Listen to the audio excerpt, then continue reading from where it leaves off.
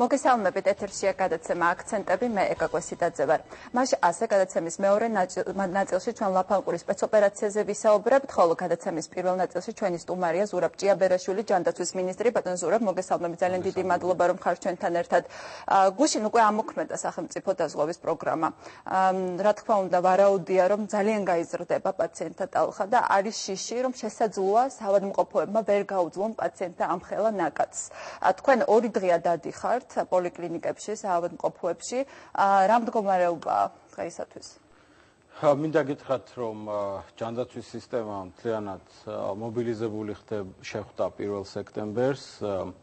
მე გუშინ და დღეს შემოვიარე 31 პოლიკლინიკა მხოლოდ თბილისში. და მინდა გითხრათ, რომ აბსოლუტურად მზად არის ყველა იმისათვის, რომ მიიღონ პაციენტები და განსაკუთრებული ტალღა პირველ რიგში უფრო ნაკლებად საავადმყოფოებზე, უფრო ძირითადად წამოვა პირველად ჯანდაცვაზე, წამოვა პოლიკლინიკებზე, ოჯახის ექიმებზე, სოფლის ექიმებზე. თუმცა ბუნებრივია, ჩვენ აბსოლუტურად ყველა დაწესებულებასთან ვართ კონტაქტში. ბოლო 2 კვირის განმავლობაში 440 მონიტორი მოამზადა ჯანდაცვის სამინისტრომ და განათავსა 338 სამედიცინო დაწესებულებაში მთელი ქვეყნის მასშტაბით. ისინი აღჭურვილი არიან საკმარისი ცოდნით და აგრეთვე კომუნიკაციის საშუალებებით თვითონ ჩვენი სამინისტროს ცენტრალურ აპარატთან, რომ ყველა საკითხი, რომელიც შეიძლება ადგილზე წარმოიშვას, იმიტომ რომ სისტემა ახალია, ბუნებრივია და ძალიან ბევრი ახალი კითხვა გაჩნდება, ყველა კითხვაზე პასუხი იყოს ძალიან სწრაფი. ამისათვის ჩვენ გავაკეთებთ შემდეგი. პირველ რიგში მონიტორები, თვითონ სამედიცინო დაწესებულებების ხელმძღვანელებით ძალიან ბევრი ადამიანი მოვამზადეთ ტრენინგების მეშვეობით ამ დღისთვის, აგრეთვე შევქმნით კომუნიკაციის სპეციალური სისტემა სამინისტროსთან, როგორც SMS-ის, ისე ელექტრონული პოსტის და რაც თავარია ჩვენი ცალკე გამოყოფილი ცხელი ხაზის მეშვეობით. ჩვენმა საზოგადოებამ იცის, რომ მოქალაქეებისათვის მოქმედებს ცხელი ხაზი 15.05, მაგრამ ჩვენ მონიტორებისათვის ცალკე ცხელი ხაზი გავაკეთებთ, რომ რეაგირება ყოფილიყო სწრაფი. გუშინ, ესე იგი, შაბათს დილიდან მოყოლებული ძალიან ბევრი ზარი იყო ჩვენთან აი ამ სპეციალურ ჯგუფთან, რომელიც ზის ცენტრალურ აპარატში, სამინისტროში. პრობლემები ნაკლებად იყო, უფრო მეტად იყო მონიტორებისგან ასეთი კითხვა, რომ აი მოვიდა დაზღვეული, აი ასე ემსახურება მედპერსონალი, აი ასე ხდება და ხო სწორად ვაკეთებთ, იმიტომ რომ ბუნებრივია გარკვეულწილად პასუხისმგებლობა ძალიან დიდია ყველასი და ბუნებრივია ფსიქოლოგიურად ყველა ძლევდა, მაგრამ 2 დღის განმავლობაში, შაბათსაც, დღესაც საკმაო სიმშვიდე არის სისტემაში, ეს არ იყო დიდი ნაკადი პაციენტების, ამ 2 დღე იყო შაბათი და კვირა და ტრადიციულად ამ დღეებში ნაკლები ადამიანი მიდის პოლიკლინიკებში, არც მუშაობენ პოლიკლინიკები ტრადიციულად, მაგრამ ჩვენ მაინც მოვემზადეთ და ღია იყო აბსოლუტურად ყველა სამედიცინო დაწესებულება.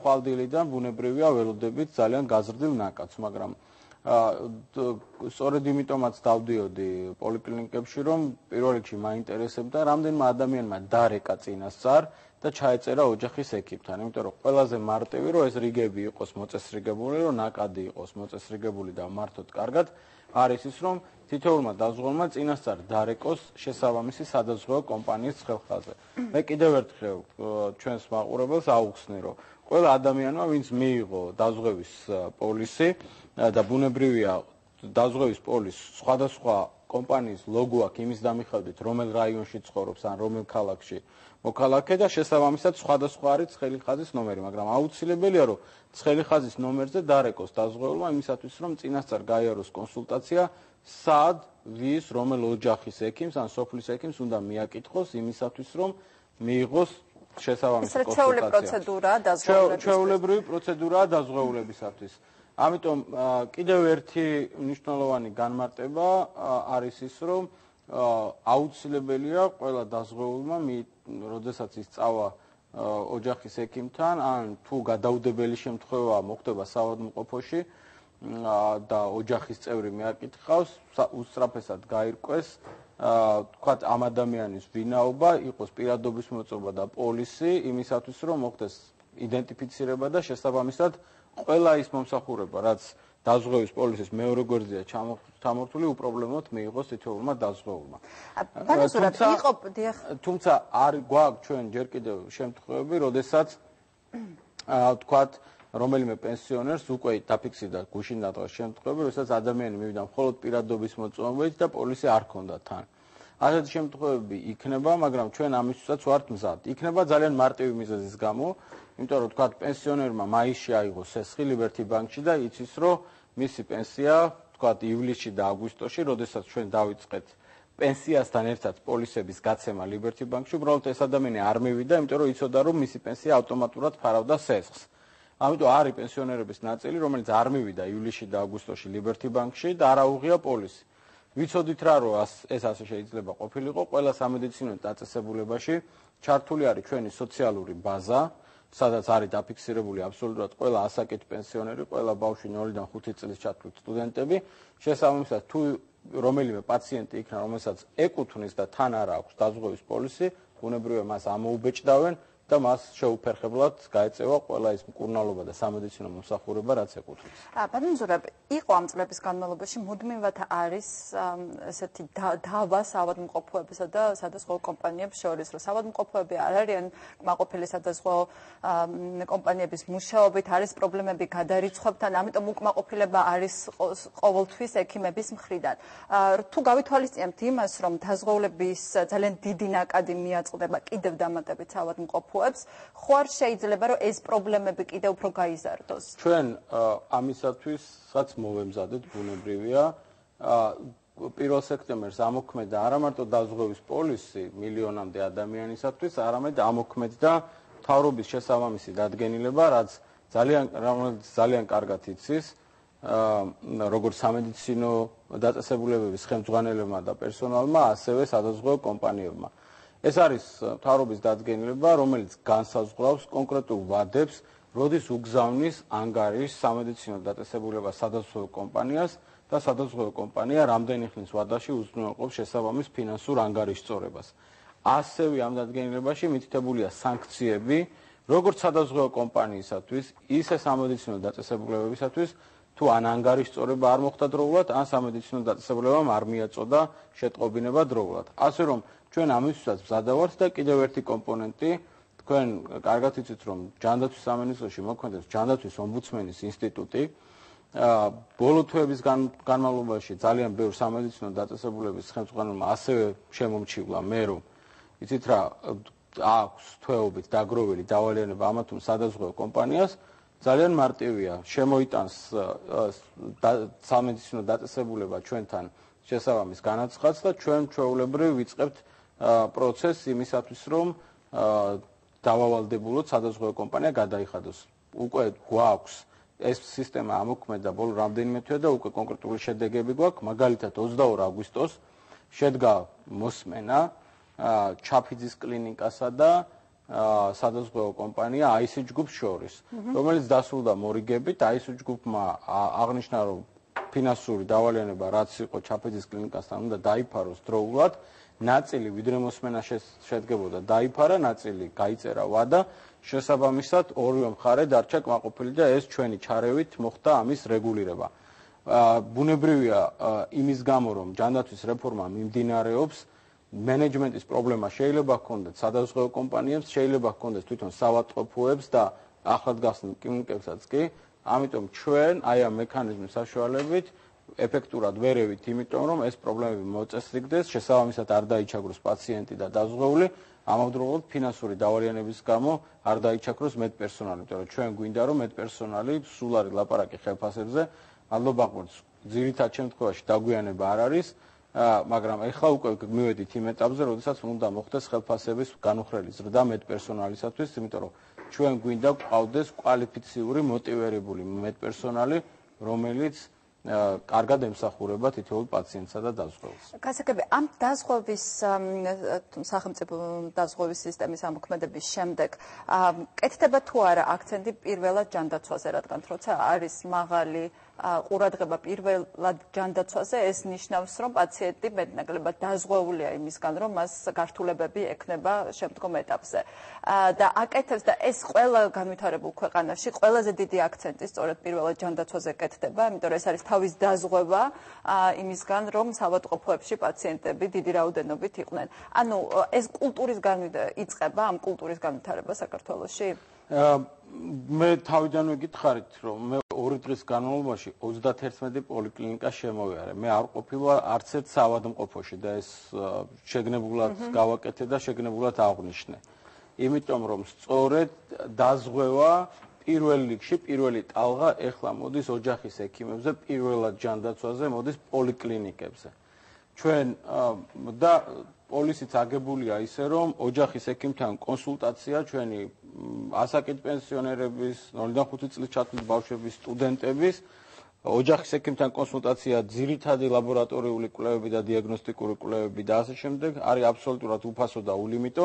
ჩვენ პირიქით ვეუბნებით ჩვენს მოქალაქეებს ყველას, რომ რაც შეიძლება აქტიურად გამოიყენონ, არ არის აუცილებელი მაინდა-მაინც რამე აკეთდეს, სასურველია რომ წელიწადში ერთხელ მაინც ექიმთან გავიაროთ კონსულტაცია და ჩავიტაროთ ძირითადი ანალიზი იმისათვის, რომ რაიმე არ გამოგვეპაროს და სხვა შორის დღეს რო დავდიოდი და გუშინაც მედპერსონალს სულ ამას ვეუბნებოდი, რომ ისინი არა მარტო მკურნალობას უნდა ატარებდნენ ამ პერიოდში, არამედ მათ როგორც თქვენ აღნიშნეთ, საგანმანათლებლო ფუნქციაც აკისრიათ გარკვეულწილად ჩვენი პირველადი ჯანდაცვის მედპერსონალს, ჩვენი ოჯახის ექიმებს, პოლიკლინიკების მედპერსონალს, რომ ადამიანებს აუხსნან, რამდენად მნიშვნელოვანი არის, რომ რეგულარულად იარონ კონსულტაციაზე, რათა მერე თავიდან ავიცილოთ გართულებები და ნაკლებ ადამიანს მოუწიოს მერე სტაციონარში გადასვლა, რომელიც მერე ჯანმრთელობის შენარჩუნებაც რთულია და ზოგ შემთხვევაში სიცოცხლესაც კი. და რა თქმა უნდა, უფრო ძვირი ჯდება ყველანაირად. აქედან გამომდინარე, აბსოლუტურად მართალი ხართ, რომ ჩვენი მთავარი აქცენტი უნდა იყოს პირველად ჯანდაცვაზე და კარგი პირველადი ჯანდაცვა ბუნებრივად უზრუნველყოფს მეტჯანმრთელობას ჩვენი საზოგადოებისათვის. აი ამ მას შემდეგ რაც სახელმწიფო დაზღვევის პროგრამა ამუშავდა, რამდენი დაუზღვეველი რჩება პროცენტული მაჩვენებლები? ალბათ იცით უკვე რომ მოსახლეობის რამდენი პროცენტი რჩება დაუზღვეველი და რა პერსპექტივა აქვს ამ ადამიანებს? ძალიან მარტივი გამოსათვლელია, მოსახლეობიდან 2.400.000 ადამიანი უკვე 1 სექტემბრიდან არის დაზღვეული, ეს ჩვენი მოსახლეობის დაახლოებით 50%-ზე ოდნავ მეტია. ეს ძალიან დიდი ფინანსური შეღავათია ბევრი ოჯახისათვის და ჩვენ ბუნებრივია, მე მუდმივად მესმის ასეთი კითხვა, რომ არც პენსიონერი ვარ, არც ბავშვი ვარ, არც სტუდენტი ვარ, არც მასწავლებელი, არ ჯარისკაცი, არც პოლიციელი, არც სოციალურად დაუცველი და მე რა დავაშავე. რა თქმა უნდა, ჩვენი მთავარი ამოცანა იქნება დაზღვევის სტრესი მუდმივად გაფართოება და სწორედ ამისათვის გვჭირდება, როგორც კი პარლამენტი შეიკრიბება და ჩამოვაყალიბოთ საბაზისო პაკეტი, რომელიც იქნება იმ ასაკობრივ ჯგუფზე გათვლილი, რომელიც არის სწორედ 18-დან 60 წლამდე საიმისოთ, რომ იმ საჭიროებებს მოვარგოთ.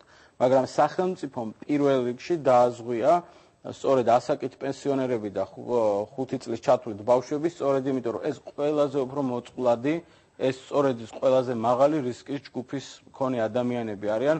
მათი მკურნალობა როგორც წესი ჯდება ხოლმე ყველაზე ძვირი და ამის გამო ჩვენ გადავწყვიტეთ, რომ პირველ რიგში სახელმწიფოს დაეზღვია სწორედ ისინი და დაეზღვია ასეთი მნიშვნელოვანი და კარგი სადაზღვეო პაკეტით. ძალიან ბევრი ოჯახისათვის ეს იქნება სერიოზული ფინანსური შეღავათი. ჩვენ რომ მასშტაბი კარგად წარმოვიდგინოთ, დღევანდელი მდგომარეობით უკვე 1 სექტემბრიდან ჩვენი ოჯახების 78%-ში ერთი წევრი მაინც არის დაზღვეული.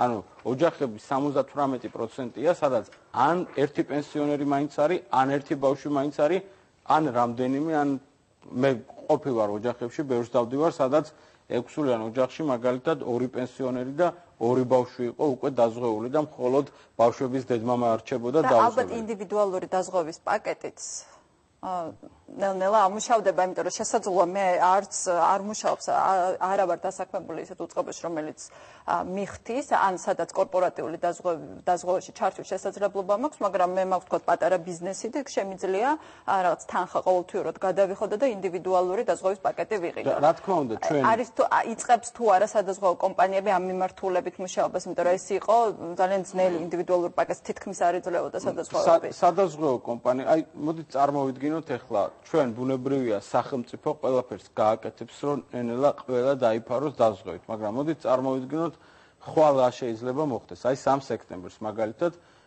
ოჯახში არის ადამიანი, რომელმაც მიიღო ან პენსიონერმა, ან ბავშვმა დაზღვევა და ისარგებლა დაზღვევით ოჯახის ამ წევრმა. მაგრამ ოჯახში თუ არის დარჩენილი ადამიანი, რომელსაც არ აქვს და როგორც კი იგრძნობს, ეს რამდენად მნიშვნელოვანია, ჩვენ საზოგადოებაში უნდა დამკვიდრდეს ის კულტურა, რომ ჯანმრთელობა და განათლება ეს არის ორი ფუნდამენტი, ორი ბაზისი, რომელიც ყველა ოჯახს სჭირდება და შესაბამისად ჩვენ უნდა შესაძლებელი იყოს იმ ოჯახებისთვის, რომელსაც ამის შესაძლებლობა აქვს. მე ძალიან კარგად მესმის, რომ საქართველოში ბევრი არის გაჭირვებული ოჯახი, რომელსაც გაუჭირდება თავისი ჯიბიდან ინდივიდუალური პოლისის შეძენა და ამიტომაც არის სახელმწიფო, ამიტომაც ჩაერევა აქ და ამიტომაც მუდმივად გავაფართოებს დაზღვეულთა წრეს, მაგრამ ვისაც უნდა სხვა გაუჩნდება ამის სურვილი, თქვენ აბსოლუტურად მართალი ხართ, უნდა იყოს შესაძლებლობა, რომ შეიძინოს დაზღვევის პოლისი. ან კიდევ ერთი, თუნდაც გააფართოვოს არსებული დაზღვევის პოლისი და მაგალითად უთხრას სადაზღვევო კომპანიას, რომ ისეთ რა სახელმწიფო აი ამაში თვიურად იხდის 15 ლარს, მაგრამ მე დავამატებ თქვათ რაღაცა 2-3 ლარს და სამაგიეროდ გავაფართოვოთ კიდე პაკეტი. ამის შესაძლებლობა უნდა გქონდეს, ჩვენ მუშაობ სადაზღვევო კომპანიებთან, რომ ამის შესაძლებლობა იყოს, იმიტომ რომ ყველას კარგად უნდა გვესმოდეს, დაზღვევა არის საუკეთესო საშუალება, რომ ძალიან დიდი ფინანსური ხარჯები აიცილოს ოჯახმა, თუ ღმერთმა დაიფარა და რომელიმე ოჯახის წევრს უნდა ჩვენ დავასრულოთ და ჩვენ გადაცემის მეორე ნაწილში ლაფანყურის სპეცოპერაციაზე ვისაუბრებთ. ამიტომ თქვენთან მექნება კითხვა, როგორია ჯანმრთელობა იმ ჯარისკაცების, რომლებიც სპეცოპერაციის დროს დაიჭირეს. მინდა გითხრათ, რომ ჩვენი მედპერსონალი გააკეთა ყველაფერი და აკეთებს ყველაფერს, რომ მათ ჯანმრთელობას და სიცოცხლეს საფრთხე არ დაემუქროს, ისინი თავს მხნედ გრძნობენ, როგორც შეეფერება ქართველ მებრძოლს და ქართველ ჯარისკაცს და მინდა კიდევ ერთხელ ვისაუბრებ თქვენი ეთერით და მათაც და ყველა ქართველ ჯარისკაცს გადაუხადო ძალიან დიდი მადლობა, როგორც ერთმა რიგითმა ქართველმა, იმიტომ რომ სწორედ მათი თავდადებით და თავგანწირვით ჩვენ გვაქვს საშუალება, რომ ვისაუბროთ ისეთ თემებზე, როგორიც არის ასაკით პენსიონერების დაზღვევა, როგორიც არის ბავშვების უსაფრთხოება, როგორიც არის მათი ჯანმრთელობაზე ზრუნვა, რომ არა მათი თავგანწირვა, ჩვენ ამას ვერ შევძლებთ და ისინი დგანან ჩვენი უსაფრთხოების. ძალიან დიდი მადლობა, ზურაბ ჭიაბერაშვილი იყო ჩვენი სტუმარი, ჩვენ გადაცემის მეორე